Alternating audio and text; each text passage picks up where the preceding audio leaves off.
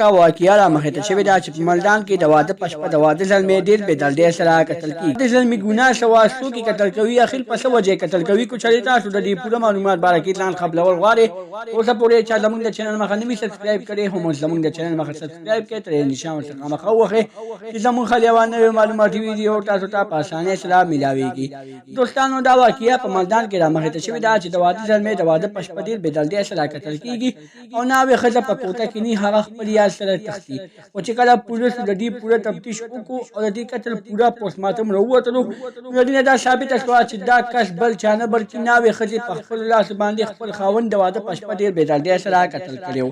دوستانو ناوې خزه اخر داسې خلکات ولې او کو ناوې خزه د دې مخ کې بل الګ پخو نو د دوی د واده نه انکار کړو د دوی د نکاح نه انکار کړو د سره به نکاح نه تړلا او ناوې خزه اول دې تاسو جنو کو او دا اول خپل خاوند ډېر بې دلدې سره په خپل لاس باندې قتل کوي او بیا بل سړي سره تختی او دوستانو چې کله د ناوې خزه بل سړي سره او تختی دا نو هغه سړي ورسره د ناوې خزه سره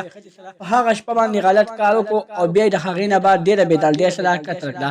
هغه ناوې خزه خپل ژوندۍ ختم شو د خاوند ژوندۍ هم ختم کړه او هغه کوم یار چې هغه یار ور دوکه ورکړه یعنی خپل ضرورت ته پوره کو او بیا ته هغه یار تختیدو او د په ځای باندې پرې خوسته او ډیره په بد حال باندې ملک کړه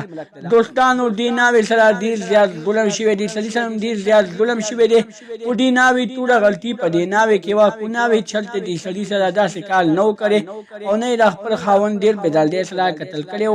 نه نه دا په خپل باندې مرشي و نه به خپل خاوند قتل کېدو او دوستانو دوی مخ کې سوجونه کو او د سوج نمخ کې قتل کو او بیا د هغې نه بعد چې کله یا سره او تختیدل بیا ولا هغه یا دومره غته دوکه ورکړه چې هغه نه خپل مطلب پوره کو او بیا ته نه و تختیدو دوستانو دا وا زموږ نه ویډیو